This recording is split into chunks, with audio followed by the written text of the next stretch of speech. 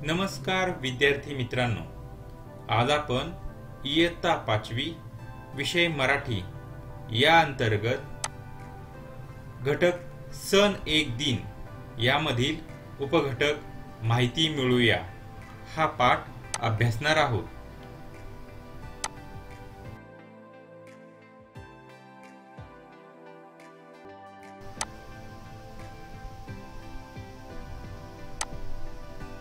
विद्यार्थी मित्रांनो, पुढील चित्राचे काळजीपूर्वक निरीक्षण करा आणि हे चित्र कशाचे आहे हे ओळखण्याचा प्रयत्न करा।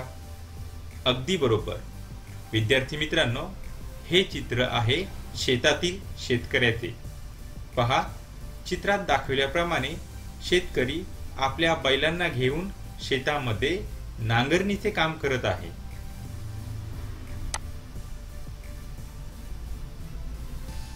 आता या पुढील चित्राचे निरीक्षण करा।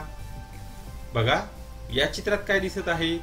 या चित्रात देखील शेतामध्ये केली जाणारी कामे दिसत आहेत। या चित्रामध्ये शेतकरी शेतामध्ये पिकाला खत टाकण्याचे काम करत आहे। त्याचबरोबर शेतामध्ये शेतकऱ्याची बायको शेळ्यांना घेऊन शेतात चारायला आलेली आहे।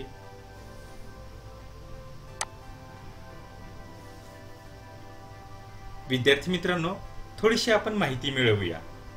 आपला देश हा शेतीप्रधान आहे। आपली संस्कृती कृषी संस्कृती आहे।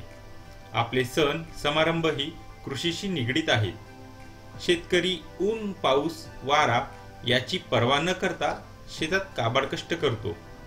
तेव्हा कुठे शेतात पीक येते, त्याला शेतात अनेक प्रकारची कामे असतात, पेरणी, कोळपणी वगैरे।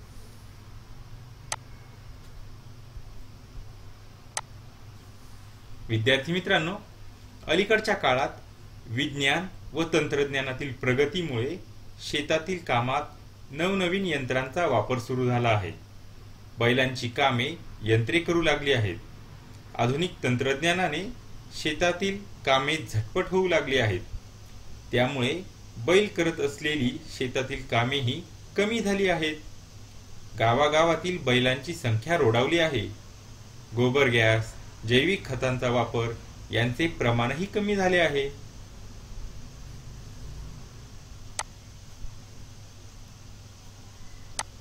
विद्यार्थी मित्रांनो, आता चित्र पहा।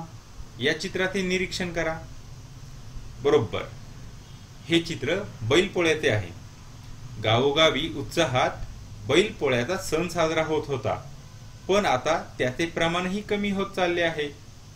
पूर्वी प्रत्येक शेतकऱ्याकडे गोठा असायचा, त्यात जनावरे असायची, पण आता कितीतरी शेतकरी केवळ मातीचे बैल आणून बैलपोळा साजरा करतात। हा सण वेगवेगळ्या भागात वेगवेगळ्या महिन्यात साजरा केला जातो। बैलपोळा सणास काही भागात बेंदूर असेही म्हणतात बरं।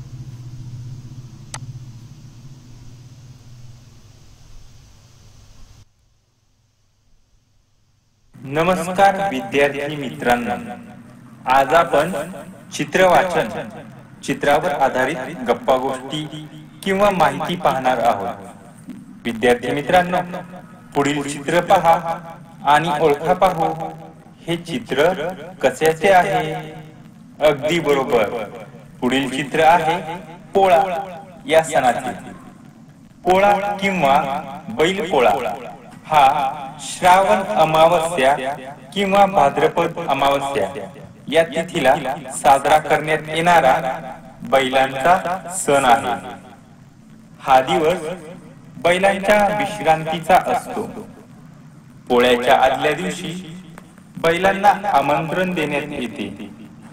पोळ्याला त्यांना नदीवर किंवा ओढ्यात नेऊन आंघोळ घालतात, नंतर चरायला देऊन घरी आणतात।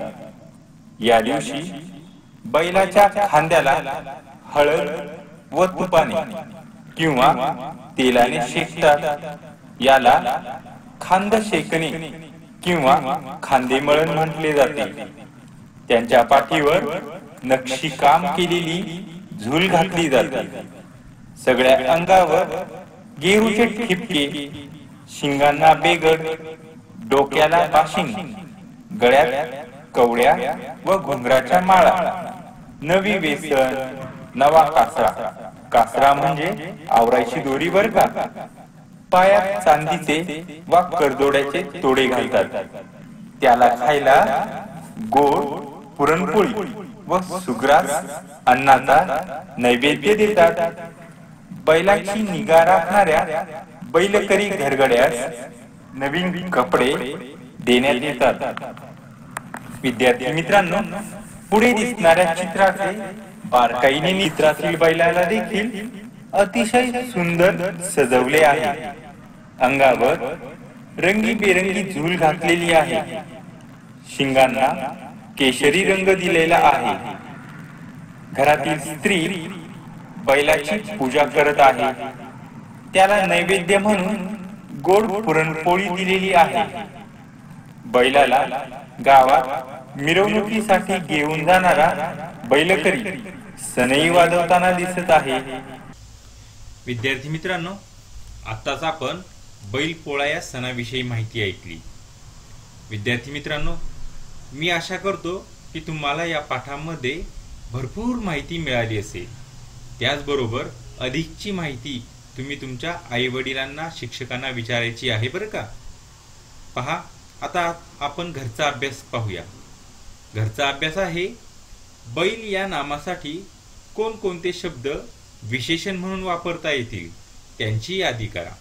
पहा, आज आपण सण एक दिन या पाठाबद्दल माहिती घेतली. बैलपोळा याबद्दल देखील माहिती घेतली. धन्यवाद.